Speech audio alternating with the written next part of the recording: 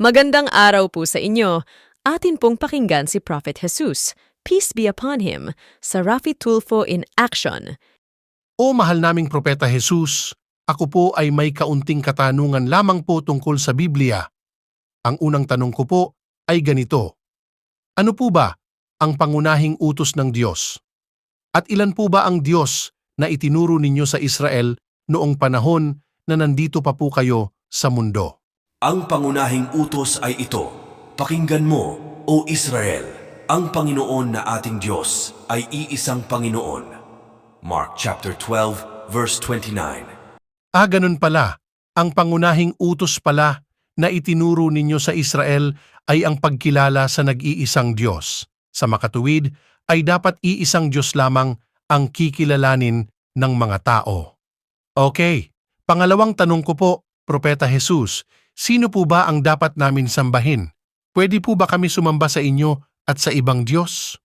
Nasusulat, sambahin mo ang Panginoon mong Diyos at siya lamang ang iyong paglilingkuran. Matthew chapter 4, verse 10. Okay, ganun pala. Sa madaling salita, sa Diyos lang pala talaga kami sasamba at siya lamang ang dapat na paglingkuran. So bawal sumamba sa ibang Diyos at maglingkod sa kanila. Okay. Pangatlong tanong ko po, ikaw po ba, Propeta Jesus, ay may Diyos ka rin po ba na sinasamba? At pwede ba kami sumamba sa Diyos mo? Sabihin mo sa kanila na aakyat ako sa aking Ama at inyong Ama, sa aking Diyos at inyong Diyos. John chapter 20, verse 17. So napakalinaw po na meron ka rin po palang Diyos na sinasamba at ang Diyos mo ay siya ring Diyos namin. Okay po. Ang pang-apat ko po na katanungan, Propeta Jesus, ay paano po kami magkakamit ng buhay na walang hanggan? Ito ang buhay na walang hanggan, ang makilala ninyo, ang iisa at tunay na Diyos, at ang makilala si Jesucristo na kaniyang isinugo. John chapter 17, verse 3. Ganun po pala, para makamit pala ng tao ang buhay na walang hanggan ay dapat kilalanin niya ang tunay na nag-iisang Diyos at kilalanin niya rin at tanggapin si Jesucristo bilang sugo ng Diyos. Okay, napakalinaw po. Ang panglima ko pong katanungan, Propeta Jesus, ay, alam po ba ng Diyos ang lahat ng mga bagay? Alam na ng inyong Diyos kung ano ang kailangan ninyo bago pa man ninyo ito hingin sa Kanya. Matthew chapter 6, verse 8. Maging ang mga buhok ninyo'y bilang niyang lahat. Matthew chapter 10, verse 30. Grabe pala ang Diyos! Alam niya pala lahat ng bagay. Kahit iniisip pa lang natin, ay alam na niya. Maski mga buhok natin sa ulo, ay bilang na niyang lahat. Grabe pala. Ganyan ang tunay na Diyos, alam ang lahat ng bagay. Okay po, ang pang-anim ko po na katanungan, Propeta Jesus, ay, ikaw po ba, Propeta Jesus, ay alam po ba ninyo kung kailan darating ang araw ng paghuhukom? Tungkol sa araw at oras na yon, ay walang nakakaalam, kahit ang mga anghel sa langit o maging ako man. Ang Diyos lamang ang nakakaalam nito. Matthew chapter 24, verse 36.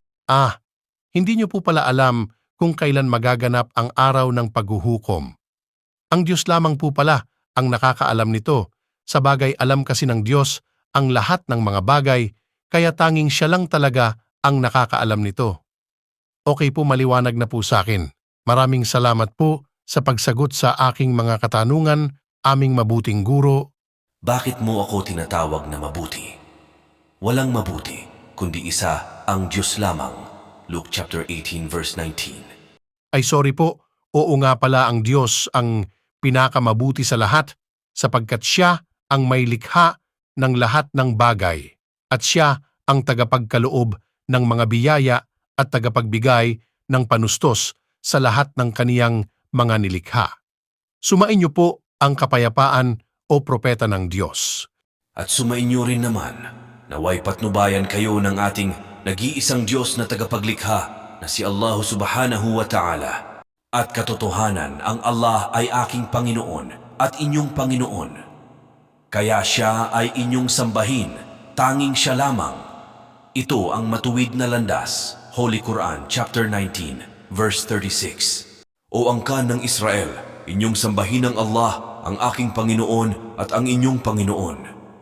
Katotohanan, sinuman ang sumamba sa iba bukod sa Allah, katiyakang ipagbabawal ng Allah ang paraiso sa kanya at ang impyerno ay kanyang magiging tirahan. At sa mga mapaggawa ng kamalian, sa kanila ay walang makatutulong. Holy Quran chapter 5 verse 72. Ito ang mensahe ni Propeta Jesus, peace be upon him, mula sa Biblia at Quran na ginawa at inedit ni Brother Khalid Locriana. Salamat po sa inyong pakikinig.